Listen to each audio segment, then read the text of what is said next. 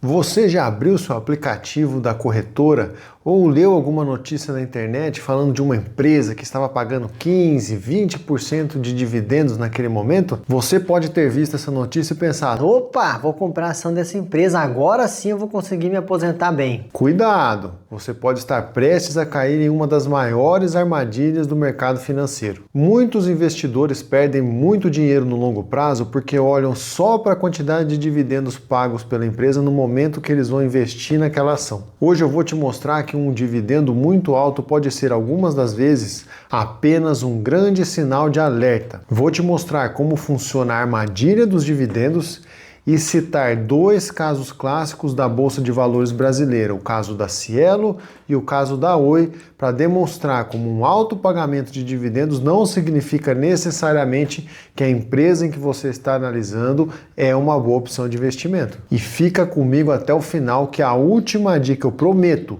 vai salvar a sua carteira de investimentos. Antes da gente falar da armadilha propriamente dita, vamos nivelar o jogo e deixar todo mundo com o mesmo conhecimento. Quando você compra uma ação, você não está comprando só um papel ou um código piscando numa tela.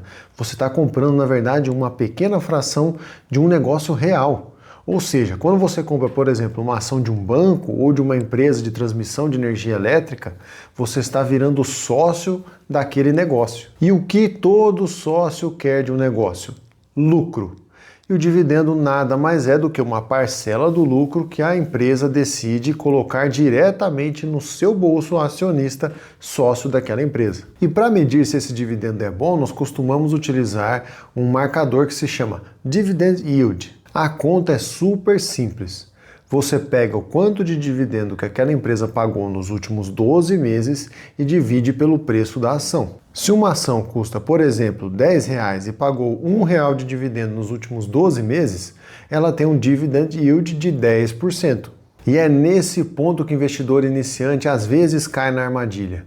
Porque você lembra que a fórmula para calcular o dividend yield tem um fator que leva em consideração o preço atual da ação? Isso significa que se a empresa estiver indo muito mal, se ela estiver perdendo os seus fundamentos, ou seja, estiver tendo prejuízos, perdendo participação de mercado, o preço da ação vai despencar e o dividend yield, que leva em consideração o preço daquela ação, vai subir artificialmente. O rendimento parece alto, mas não é porque a empresa está melhorando, mas porque o preço da ação está caindo, está derretendo no mercado. Além disso, existem duas manobras que as empresas fazem que também aumentam artificialmente os dividendos. Uma delas é o dividendo não recorrente.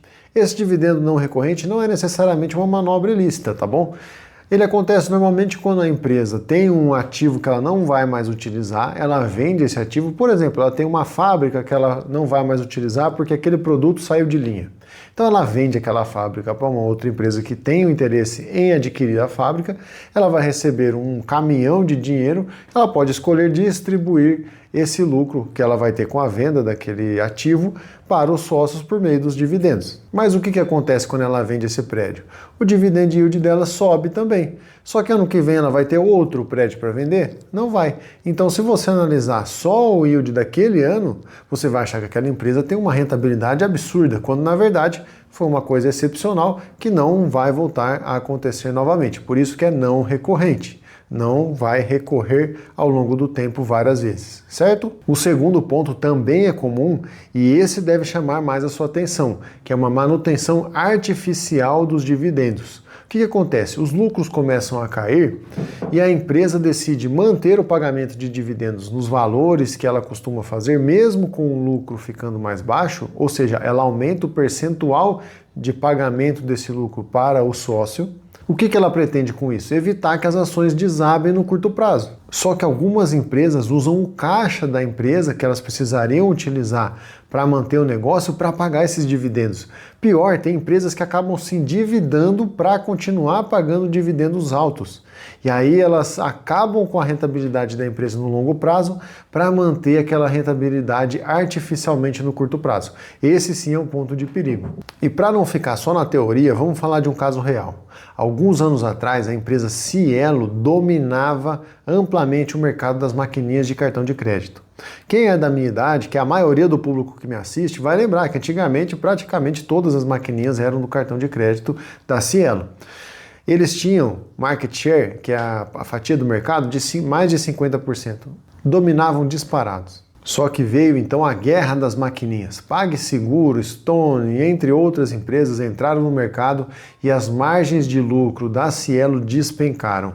O mercado precificou essa queda dos lucros e as ações caíram de cerca de R$20 para cerca de R$2, causando um enorme prejuízo para quem era sócio da empresa naquele momento.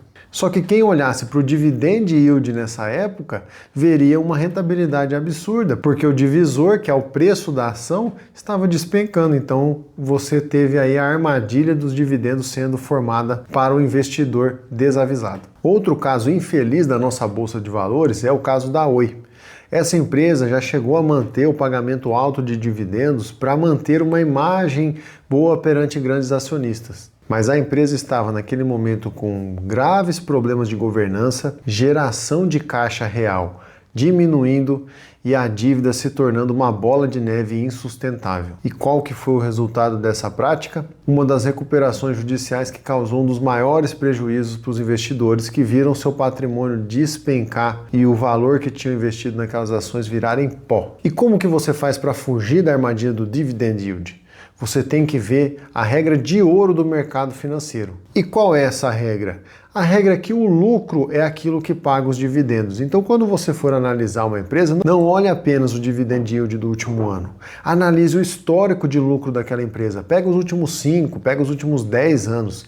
Aí você vai ter uma noção se o lucro da empresa está subindo ou se o lucro da empresa está despencando.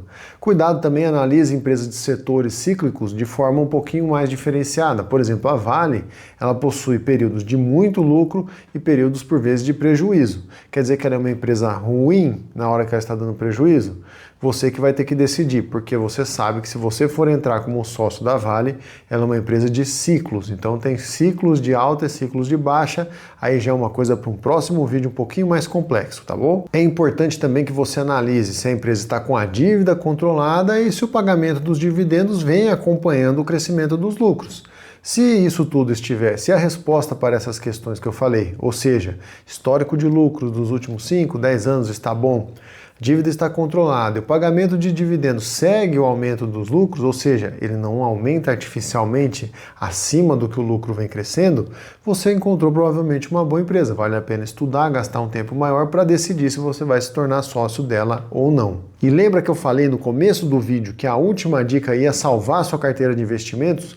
Vamos para ela então. É importante que você analise o lucro da empresa apenas após ela já ter aberto o seu capital na bolsa de valores. Por que que essa dica é importante? Ela vai salvar o seu patrimônio. Porque as empresas que fazem o IPO, que é a abertura das suas ações no mercado, ou seja, elas vendem no mercado pela primeira vez, elas mostram no seu histórico lucros que muitas vezes não foram auditados. Então não dá para saber se aqueles valores que estão ali no demonstrativo contábil da empresa são reais ou não, ou se foram maquiados com alguma manobra contábil e tal. Nós tivemos recentemente o caso da Americanas, que mesmo com o lucro sendo auditado, conseguiu mascarar. Então você imagina uma empresa que não tinha auditoria. Então sempre analise o lucro das empresas quando você for investir depois que ela já abriu o capital, ok?